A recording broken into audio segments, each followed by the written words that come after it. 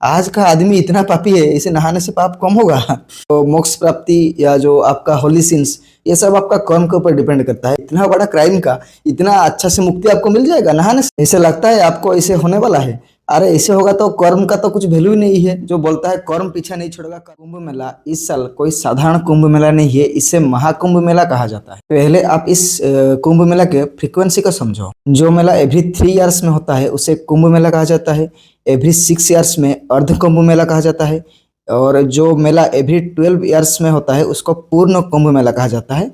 और इसके बाद नेक्स्ट है एवरी 144 ईयर में ये महाकुंभ मेला होता है। अभी जो मेला चल रहा है उसको महाकुंभ मेला कहा जाता है और ये 144 साल के बाद एक बार होता है। इसका मतलब अभी आप चाहो तो इस महाकुंभ मेला को विजिट कर सकते हो, लेकिन आपके नेक्स्ट 2 पीढ़ी शायद ये महाकुंभ मेला उसके नसीब में नहीं होगा। कैलकुलेशन लगाया गया है कि लगभग 40 करोड़ लोग इसे विजिट करेंगे। इसका मतलब ये 40 करोड़ के छोटा मोटा नंबर नहीं है।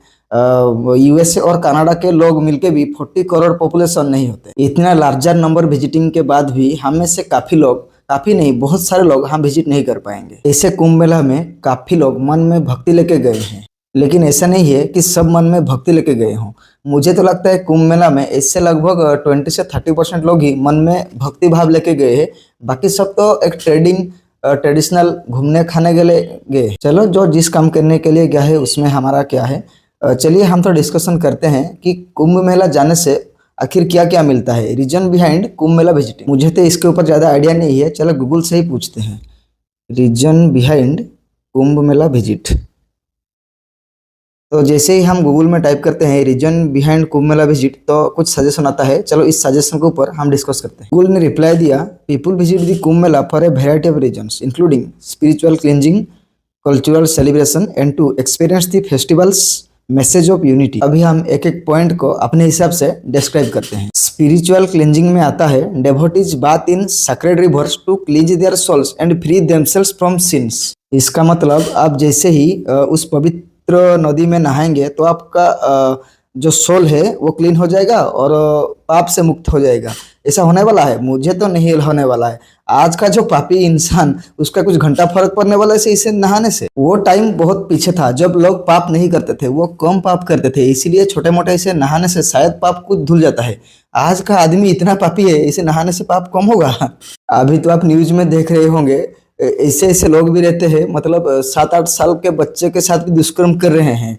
ऐसे लोग का पाप उधर नहाने से कम होगा? आपको लगता है? इतना बड़ा बड़ा क्राइम हो रहा है हमारे देश में, ये तो आपको ही मालूम होगा। इतना बड़ा क्राइम का इतना अच्छा से मुक्ति आपको मिल जाएगा नहाने से। आप सेल्फ सेटिस्फेक्शन के लिए नहा रहे हैं, ठीक है, कुछ पाप कम ही हो जाए तो भी सही। इसके बाद है the act of bathing is believe to help attain moksha और liberation from cycle of bath and death. इसका मतलब आप नहाने से ये जो जन्म मृत्यु का जो चल रहा है साइकिल ना, उससे भी आप मुक्त हो जाएंगे। ऐसे लगता है आपको ऐसे होने वाला है? अरे ऐसे होगा तो कर्म का तो कुछ वैल्यू ही नहीं है। जो बोलता है कर्म पीछा नहीं छोड़ेगा कर्मा, तो कर्मा का तो कुछ वैल्यू ही नहीं रहेगा ना। आप अच्छा काम करोगे आपको ऑटोमेटिक आपको cycle of bath and death से मुक्ति मिलेगा। आप बुरा काम करोगे, आप जितना भी नहा लो, शैम्पू लगा के नहा लो, फिर भी कुछ नहीं होने वाला। So believe in Karma and do good things. इसके बाद थर्ड पॉइंट लिखा है this shahi royal bath is considered the Pinnacle of the festivals rituals. हाँ, ये शायद सही हो सकता है क्योंकि royal bath considered the Pinnacle, इस फेस्टिवल का सबसे अहम माना गया है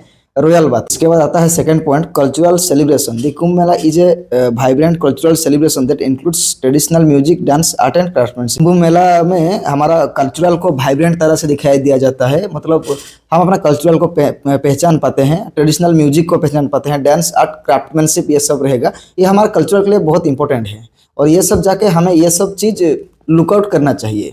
इस पॉइंट से मैं एग्री। बाद पॉइंट है the festival is a feast of the sense and a reminder of the common threads of spiritual fulfilment that binds humanity. हाँ, ये पॉइंट भी सही है। ऐसे कल्चरल ऑर्गेनाइजेशन और कल्चरल इवेंट के वजह से ही हमारा ह्यूमैनिटी थोड़ा सही डायरेक्शन में रहता है। इसके बाद लास्ट पॉइंट में आता है message of unity. The Kumbh Mela is message of unity, tolerance and transcendence draws international pilgrims and seekers of spirituality. हाँ, ये पॉइंट तो बिल्कुल सही है कि कुंभ मेला हमारे यूनिटी का एक प्रतीक है और जो कुंभ मेला है ये स्पिरिचुअल की तरफ बाहर सभी देश के लोगों को अट्रैक्ट करता है, जो कि हमारे देश का नाम थोड़ा ऊंचा रहता है। यूनिटी के लिए ऐसा ऑर्गेनाइजेशन हमारे देश का गर्व का बात है। इसका मतलब मैं आपको ये समझाया कि अगर आप विजिट नहीं कर पाए तो आप इस बात का दुख करो कि आप उस कल्चरल को विजिट नहीं कर पाए, उस जगह को नहीं जा पाए, आप आराम से एक जो इवेंट चल रहा है उसको आप विजिट नहीं कर पाए, इसका दुख रखो। लेकिन इसका मन में आप कभी भी शक मत रखो कि आप जाने से, वहां नहाने से आपको मोक्ष मिल जाए। मैं आपसे ये कह रहा हूँ, आप वहां जाकर सिर्फ नहाने से आपको मोक्ष नहीं मिलेगा, बाकी आपका कर्म ठीक होना चाहिए। और आप कभी पाप भी किए हैं तो आप थोड़ा कम पाप किए हो तो वो दूसरा बात कि आप नहाने से आपको मोक्ष मिल जाएगा। बाकी ऐसे इवेंट हम सबको अटेंड करना चाहिए, क्योंकि